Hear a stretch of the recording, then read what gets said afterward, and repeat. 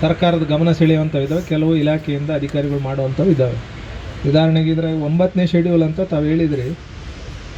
ಇದಕ್ಕೆ ಸಂಬಂಧಪಟ್ಟಂಗೆ ನಾನು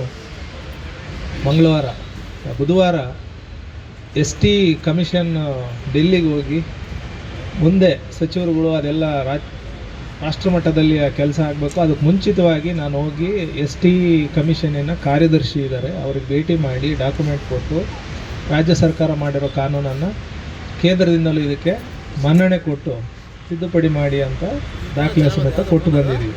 ಇದು ಒಂದು ಉದಾಹರಣೆ ನಮ್ಗೆ ಹೇಳಿದೆ. ಅಂದರೆ ನೀವೇನು ಇದನ್ನೆಲ್ಲ ಸೇರಿಸ್ಕೊಂಡಿದ್ದೀರಿ, ಇದ್ರ ಬಗ್ಗೆ ಸದಾ ಸರ್ಕಾರ ಕೆಲಸ ಮಾಡ್ತಾ ಇದೆ ಅನ್ನೋದಕ್ಕೆ ಹೇಳಿದೆ. ಉಳಿದ ಎಲ್ಲ ಬೇಡಿಕೆಗಳು ಏನೇನು ಈಡೇರಿಸೋಕ್ಕಿದ್ದಾವೆ ಅದನ್ನು ಈ ಬಜೆಟಲ್ಲಿ ಸನ್ಮಾನ್ಯ ಮುಖ್ಯಮಂತ್ರಿಯವರೇ ಸಚಿವರಿರೋದ್ರಿಂದ ಅವ್ರ ಮುಂದೆ ಇವೆಲ್ಲ ಪ್ರೆಸೆಂಟೇಷನ್ ಮಾಡ್ತೀವಿ. ಸರ್ಕಾರದ ಅನುಮೋದನೆ ಮೇರೆಗೆ ಇವನ್ನ ಇಂಪ್ಲಿಮೆಂಟ್ ಮಾಡುವಂಥ ಕೆಲಸ ಮಾಡ್ತೀವಿ. Thank you.